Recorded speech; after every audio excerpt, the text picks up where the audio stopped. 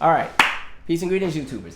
So, welcome to another edition of In the News. Now, before I go any further, Miss Denise, I have to give you your shout out. This is your moment. So, a few weeks back, I was at Ann Pizza over on 8th Street, and Miss Denise happened to recognize me because of the YouTube videos. And so, I mean, Miss Denise made me feel like I was just the most important person in the world. I mean, she gassed me up. Just all kind of words of encouragement, and you just keep doing what you're doing, brother, and I support you. And like, she had introduced me to her daughter, and all of us had sat and talked for a good 5 or 10 minutes. And it was the funniest thing because the friend that was with me was just like, this dude, really? Him? Just because, like, I kind of keep the YouTube world and my personal life kind of separate. So I don't really promote my YouTube channel like on my personal social media or anything like that. So a lot of people that I run with don't even know I have a YouTube channel. I'll never forget the moment I was on like a date night and somebody else recognized me while I was on U Street. And it was the most awkward moment because the girl I was with, I didn't tell her I did YouTube or anything like that. And she's like, wait a minute. So she went and looked my stuff. Boy, you got all this stuff. And I was like, listen, that's because it's date number 1. I don't got to tell you everything in the first one, do I? Is that a rule? Y'all answer that. But anyway, Miss Denise, real nice meeting you. Best wishes to everything. It's crazy because it's starting to happen more often. And like I said, I get bashful when those things happen because I don't consider myself to be like a celebrity or anything. Or even like a big YouTube person because I have a smaller channel. It's real kind of low-key under the radar. Every now and then I'll get a video that gets a little traction. But my channel is very like personal and just kind of, it's a smaller thing. So when people recognize me from YouTube, I never know how to receive it. It's the most awkward feeling. Which is probably why I'm so skittish about like doing a meet and greet, but I know at some point I have to do one because some of you have been asking for years. And I said I will definitely do one before the winter of 2019 is over. I just have to do something. So I'm actually in the process of trying to get back into comedy. So I think what I'm going to do is start putting out open invites for when I have comedy shows. But anyway, let me get to the news because I'm ranting. Sorry, people who aren't in DC. Y'all are like, all right, get to the news. Anyway, so B2K is going on a reunion tour, and I mean, this is going to be a pretty big tour from just the lineup that I'm seeing. So it's B2K, it's Pretty Ricky, it's Mario, it's Chingy, it's Ying Yang Twins, it's Bobby Valentino, and it's Lloyd. And knowing them, they may add some more people. And so they're having this reunion tour. They just kind of announced, I think they're announcing the dates in a few more days. And a lot of the women who are probably between the ages of about 25 and 34, 35 are very excited because now this is like a flashback to those teenage years. Overall, I think this is a great idea, and I've been saying this in my R&B is Dead video about a lot of R&B acts doing more so collaborative tours where they all kind of get together on a large ticket and go out and do arenas and everything like that. It's a great way to reintroduce yourself to fans. It's a great way to just put some money in your pocket, and then a lot of these people who I guess you could say kind of fall off, and I'm not talking about everybody on that ticket because some of those people are still doing music today, but a lot of times when people kind of fizzle out as far as popularity, they still have an urge to do music. They still have an urge to perform. So when these opportunities come, this is a great way for acts to kind of get out there and show everybody what they have. And the good thing is most of the people on this ticket are all under the age of 35. So it's not like it's a, high school reunion special 30 years later and everybody's all broke up and the knees ain't working right and they got to slow down all the songs and do it at a slower pace because one person got to stand on stage with the oxygen tank. It's nothing like that. They're a lot younger, so an act like B2K is probably going to still be able to do all the choreography just fine, and that's kind of cool. I was never really a B2K fan growing up, mainly because they weren't marketed to me. They're for teenage girls. Plus, to be honest, I was a hater. I'm not gonna lie. They're kind of close in age to me, and so I remember, I think they came out when I was in 8th or 9th grade, and I mean, the girls used to go crazy over them. You remember Word Up magazine? Every girl used to rip out those B2K posters and put them all on their binder and on the locker. If it wasn't B2K, it was Marcus Houston for some of the girls who were a little bit older. When I was a bit younger, it was Marcus Houston and Immature / IMX. And so B2K, I remember their music wasn't even out yet. I just remember they were in that magazine all the time. Like, I don't know if it was like, if TUG was doing like some early promo where it was just, let's just put their faces out there to get some buzz. But I remember for a good minute, all kind of posters, and the girls used to always be talking about B2K, and they called them like the 2000 boys or some crap like that. And then the songs finally came out, and I was like, okay, and I mean, they could dance and everything. So of course I was gonna be a hater because we were close in age, and so I remember every girl was crazy over some B2K, and I used to be like, they all right. I mean, they cool. They ain't nothing special, just being a typical hater. Because when I was in middle school, I think I might have been like 5'1" or 5'2", so the girls were not looking at me yet. So I was like, whatever. But it's kind of cool. Let me tell you how petty I was. There was this girl And I was tight with it. It's actually funny because when I first started doing comedy, she used to come to every show and support me. Even if the show was 2 or 3 hours away, she would ride. Like, that's a ride or die homie right there. But she was the biggest B2K fan. I remember when they broke up, I was so petty because I happened to just turn on my TV and they were on 106 in Park. And it was 3 of them minus, it was a group and Omarion wasn't there. The other 3 were there talking about whatever was going on and why they were breaking up. And when I tell you I couldn't wait to call that girl, I'll call Carlisa so quick. Hey, you watching 106 in Park? Your boy's on there. You might want to check it out. Like, petty. She got me good though, cause when old girl canceled her tour cause she was having a baby, Janet. Oh, she couldn't wait to call. She got a good laugh. I'm like, nah, that's petty. You hold on to some stuff from 50. You couldn't wait 15 years for that, huh? You couldn't wait. That's okay. Anyway, so that's that. But you will see how that tour goes. Hopefully it goes smoothly too. You know, sometimes with these tours, ego and stuff gets in the way and folks start fighting, and then this person wants to get paid this much and somebody pulls out and then it becomes chaos. You know, side note, I didn't know they canceled the So Def tour. I was looking forward to that. That was the one that was going to be like the Brad and Escape and a lot of the So Def acts. I was ready for that tour. And I didn't even realize it got canceled, or at least most of the shows were canceled. And I just so happened to kind of see this story trending. And I'm like, well, what happened to the So Def one? Oh, well, too bad. But I think it's a great idea to do these kind of reunion tours. A lot of other acts should do the same thing. You know, get 2 or 3 of y'all on the ticket, especially if you have enough of a pool, and, you know, go out there and do it. Get it in, do your thing. As far as B2K, if I had a favorite B2K song, I don't really have a favorite B2K song, but I have a favorite performance. I liked when they did Girlfriend at the BET Awards in 04. Was that 04? That's when they did the... It was that one. I thought that was dope. And now I liked Omarion as a solo act because, of course, when Touch dropped, that was the hottest thing when we were in high school. Everybody was doing that dang footwork, but... so that'll be a fun show. I don't know if I'll be buying tickets, but, you know, I support them from a distance. Y'all get it in. So the next story I want to jump into, Orlando Brown. Now, you may know him from, if you're a throwback like me, you remember him from Family Matters. He was Richie's best friend on the show. But in addition to that, a lot of people know him from being on That's So Raven. And he's recently been on the Dr. Phil show. And I don't know if he was supposed to be getting help or what, but from the clip that I saw, it was the most disturbing thing because, one, he could barely complete a sentence. He couldn't keep like a focused thought. He'd be talking and then the subject would change right then and there. He didn't know his kids' names. It was a lot of things going on. He couldn't sit still. So clearly he's still on a journey to make himself whole with everything that he's dealing with.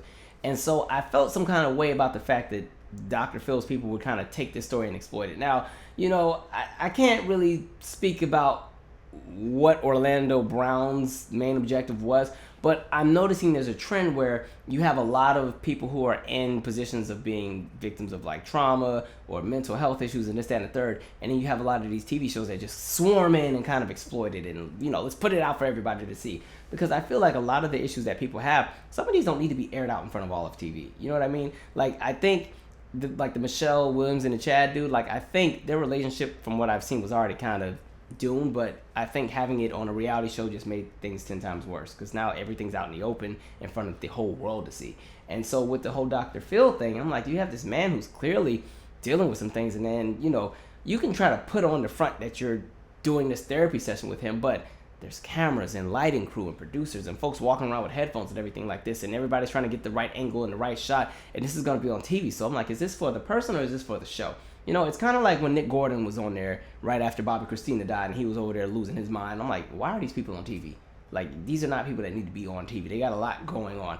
Okay, I feel the same way about Iyanla Vanzant. I've said that before. Like, it's good TV, but, you know, the things that the people are dealing with on the show, I'm like, these aren't things we're supposed to be watching. You enjoy watching it, especially Iyanla. I'm like, this is my family times 10 on steroids. My God. But, you know, there's just something to be said about taking other people's pain and kind of using it for entertainment, even though it's being presented as a way of, oh, we're helping this person. I'm like, is it really helping? Because then half the people, after they do it all and they give you the update, the people still got the same problems going on. And the other thing about Iyanla, you know, I like her from the standpoint of when she goes and does the public speaking and things. You know, like I told you, I was at Essence before, and I just happened to walk past a little symposium she was doing, and she was giving like life lessons. I'm like, okay, that's cool. But man, I happened to watch the show the other day where she was, I don't even know who she was talking to, but man, she goes in on the people she's helping. Like, this lady was on there, I don't even know what she did, but Iyanla was like, you are a gutter snipe tramp, repeat after me. repeat after me. I apologize to myself for being a whore. I'm like, dang. What kind of help? And then, of course, the people get mad like, no, you're not going to call me that. You are what I said you are. Because until you accept it, you will always deny it. Say it. Repeat after me. I am a whore. I'm like, what kind of show is this? So, yeah, I don't know. I felt it was disturbing to watch that. You know what I mean? It just, I don't know. I feel some kind of way about shows like that. You know, like I said, it's good TV, but I'm not a fan of exploiting people when they're at their worst just so you can get your come up. You know, because that's what it looks like to me from the outside in. Anyway, then LeBron James has a few people pissed off because he done called out the NFL for pretty much what everybody's been saying for the last few years. Let me pull up the actual quote so I don't mess this up. So, you know, he has his show. I think it's on, is it Showtime or HBO? One of the two. But anyway, his quote was, he said, and this was about the NFL. He said, in the NFL, they got a bunch of old white men owning teams and they got that slave mentality. You know, and it's like, this is my team. You do what the F I tell you to or we get rid of y'all. Now listen, at least for the last 4 years, I've been saying that's the NFL, which is one of the main reasons why I don't really support the NFL. And I mean, you see it so many times, even with Jerry Jones and them Cowboys, when he made that line about the, you know, nobody's going to be in the locker room during the national anthem. They're all going to be out there toes to the line. I said, dang, he got y'all in check like that, toes to the line? Y'all the ones making all these millions for him by, you know, utilizing your bodies to be broken down and slammed and all broke up after a few seasons. Then you get tossed away so he can be rich. And you can't even stay in the locker room because you don't want to stand for the national anthem. You got to be out there toes to the line? Oh, whoo. Couldn't be me. That money sounds good, but like that's another thing. A lot of people, I see a lot of commentary where people are always like, you know what? I don't see them complaining when they're getting their $20 million. I'm like, you know what? Money is great, and I would love to have $20 million. But you know, in order to enjoy that money, in my opinion, you gotta still have your dignity and integrity. You know, when internally, if you have no dignity and your integrity is all shaken internally, money doesn't mean anything. It's almost empty. You have everything, and you know, you ever heard the quote like, "There's nothing worse than like having everything and you're still feeling sad or you still feel empty." Like that's a real thing, and so you don't want to feel like you're owned. But on the flip side, with LeBron's statement, I'm like, I know you're hounded on the NFL, but the NBA ain't too far off either. If we're being honest, okay, let's not act like Donald Sterling didn't exist. You know, NBA has a lot of the similar problems. So to me, it's pretty much all the sports programs. A lot of them, they pretty much think they own these players. And I'm like, once the players recognize that they actually have power and not the owners, because it's the players putting their bodies on the line. It's the players that are using their talents. You know, that's when they'll recognize y'all have more power than you think. Don't let these old people tell y'all what to do when you the ones making all the money. If all y'all team up and do whatever you need to do, you can make some change. But the problem is so many people are shook and so many don't want to mess up their check and everything like that. They can't ever have a united front. So they're always going to kind of be victim to that system that they're in. So it kind of sucks. But, you know, it is what it is. And then we have Chris Rock. Well, I'm very disappointed in, by the way. Like, Chris Rock is probably one of my favorite comedians. And so as I was watching this story, I'm just like, dang. You just can't like anybody. Like, you can't ever have hopes for anybody. There's always going to be something. Everybody I like somehow finds a way to mess something up. I'm like, dang. But long story short. So, Chris Rock, there's some footage that's kind of seeping around, and there's some footage of him from back in the day, and he's there with Jerry Seinfeld, and I think the guy's name is CK something, and some other dudes, these other two comedian people. And so Chris is just sitting there comfortably while the other two constantly keep saying the N-word, because they're kind of having this joke where Chris is talking about like how one of the white dudes is extreme, like he's like the blackest white person he ever met, and so the dude's like, oh, so you mean I'm an N-word this, and I mean the two white dudes are just passing the N-word around and joking and everything. Now, Jerry Seinfeld knew he didn't want that smoke, so he just was kind of like, I don't think we can say that. And Chris just sat there and kind of let it happen. And so everybody's been dragging Chris Rock all day. And I'm disappointed. I don't know what, disappointing. That one cut me deep. Not you, Chris. Not you. Why? Disappointing. Now the video is from a few years back, but still, at that point in that video, Chris was old enough to know better, and then you're on camera with that and you allow that to happen. And the reason why it's an issue is because when other people who don't see an issue with other races using that word, they'll take a clip like that and give justification for why I shouldn't be offended if I hear a random white person say the N-word in regular conversation and think that crap is okay. You have a lot of people go and use a clip like that and say, well, Chris said it, blah, blah, blah, blah. Next to the same argument about, oh, y'all say it in hip-hop and y'all say it in blah, blah, blah, blah, blah, and blah, blah, blah, blah, blah. it adds fuel to the fire. It just gives certain groups more ammunition to do more terrible things to other groups of people and justify it and not feel any, element of responsibility or have to be accountable for their actions. So Chris, do better, man. Come on now. What you doing? What you doing? Anyway. And did y'all see the story about the student who tried to poison her roommate? So, long story short, mind you, this story's crazy. There was a student named Yukai Yang who came from China to the United States to attend school. And Mr. Yang had a black roommate. Apparently, Mr. Yang was racist as hell and didn't like his black roommate, so he started slowly giving him little increments of rat poison and tried to kill him over time. So he actually got charged with attempted murder. And so it's interesting because the student already came to the United States with a vendetta against black people. I'm like, how you land and already got a problem with us? We don't even know you like that. And you are, okay, really? See, that's how white supremacy works. That crap is global. Like, it's just rooted and it just spreads everywhere. And so somebody who hasn't even lived in the United States already has their perception of what they think black Americans are and whether they're valuable or not. And then the worst part, the student was already planning to kill himself anyway if his grades weren't up to par. He was like, he was going to take some too. If the grades weren't matching, he was going to take some and call it a day. So I'm like, why don't you just call it a day for yourself? Why you got to include everybody else in your nonsense? You know what I mean? Absolutely crazy. So he's been charged with attempted murder. And one of the quotes that I found in the story said, because I guess he had some other things going on as well. It said Yang faced earlier charges of ethnic intimidation because he was accused of scrawling racist graffiti, including the N-word, on the roommate's belongings. See, people crazy. People are absolutely crazy. It's bad. When you have that much hate in your heart for other groups of people that you can't even function, and you just got to go out of your way and do things to troll other people just because it gives you a sense of validation, that's an issue. Get yourself together. Get your stuff together. Like, clean house. Do better. Now, the actual victim in this case, he actually graduated from school, but he still has health issues. And apparently, there's some long-term effects because I don't know how long they had been poisoning this guy, but, listen, I don't know who to sue, but somebody getting sued. If I was him, I'm suing everybody. Somebody getting sued. And it reminds me of the other story where you had that black student, or I think it was a black student, and her roommate was doing something similar, like messing with her cosmetics and everything like that. And then that roommate didn't get in any kind of trouble. No jail time, no anything. I was like, you know what? Real trifling. And see, we just had this conversation on the last video about being black and white spaces and some of the things that black people always have to deal with. And a lot of times, people will smile in your face and you don't even realize that behind closed doors, it's another conversation. And so it's like you got to be careful and be alert at all times sometimes in this country. And it's sad. Absolutely jacked up. That's terrible. You just landed. You want to be racist. See, I could have showed you around town, but you tripping. You didn't even get off the plane good. You got an attitude already. That's okay. Enjoy that jail cell, because since you don't like black people, you picked the worst crime to do, because that's all they do is lock us up. So you're going to be in there with a bunch of black folks. Enjoy. Anyway, and half of them black folks need to be out anyway. Did you know 90% of the people in jail are in jail through a plea bargain? Like, they didn't even get a real case. It's just like it was a plea. Yeah, I'm like, we'll have to do a video on that.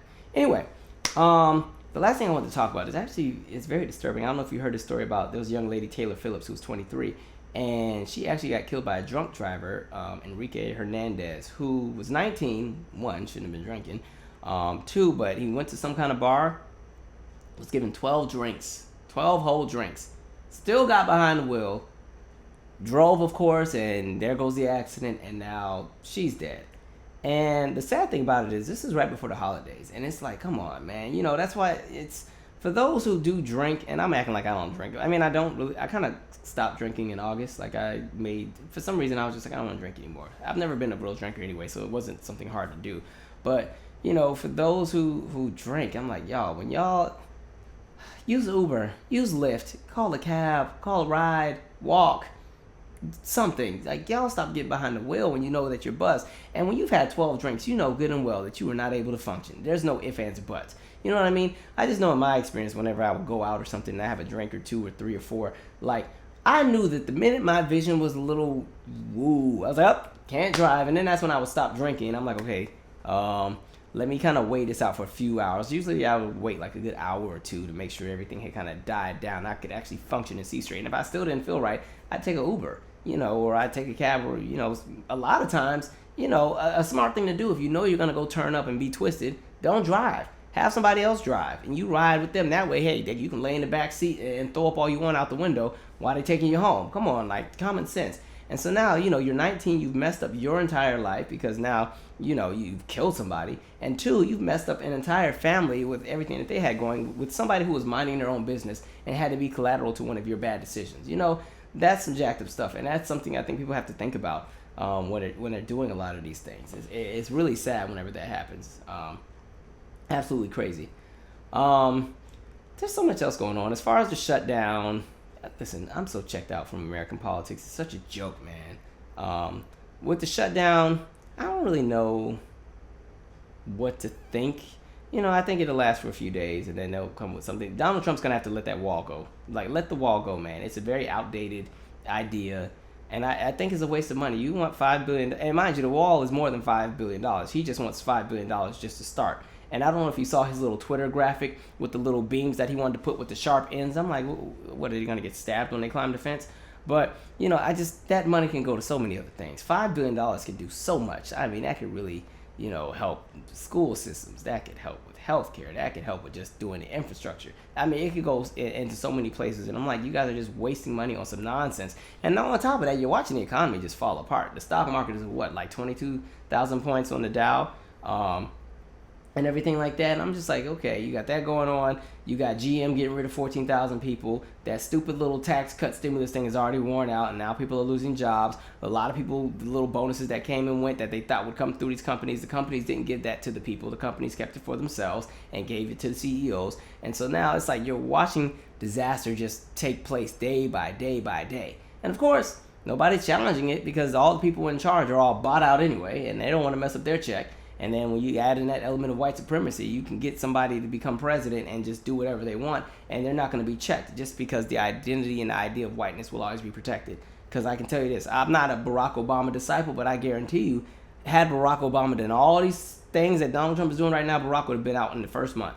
All right? And do not bring up the crime bill because that was something from 2015 anyway. It's just now getting pushed through. And you can thank, the 42nd Congress or the 142nd Congress for taking forever to let that go through because they want to block everything up until when did Trump get in? 2017. So there's that. Also, thoughts and prayers to the people in Indonesia. Indonesia is an interesting place because they have so much that goes on as far as seismic activity. They're always having volcanoes erupting, always earthquakes, but in this case, there was a volcanic eruption and it triggered a tsunami and it killed lots of people to the point where the waves were 65 feet high, or 20 meters for those who don't use, or for those on the metric system, because, in America, I think we're the only people using inches and feet right now. And so you had a lot of people who did lose their lives. So, thoughts and prayers to them. Indonesia, it's an interesting place because they always have a lot going on because it's so many different little islands and everything like that. A lot of times when they're having seismic activity or they have these floods or the monsoons and everything, sometimes it's really hard to get to the people because of the landscape of how Indonesia is created. Like if you ever look at a map of Indonesia, it's just tons and tons of islands. And so thoughts and prayers to the people who are there. I hate saying thoughts and prayers because it just reminds me of how the bootleg politicians who, they say that after somebody goes up and shoots up a school or a movie theater or a church or whatever. But anyway, that's my 2 cents. Share your thoughts. I'm also excited. I just got some Anderson .Paak tickets. I told you that's one of my favorite entertainers at the moment, so I can't wait to go to that show in February. MGM, it's going to be lit. Anyway, I'm out. Subscribe.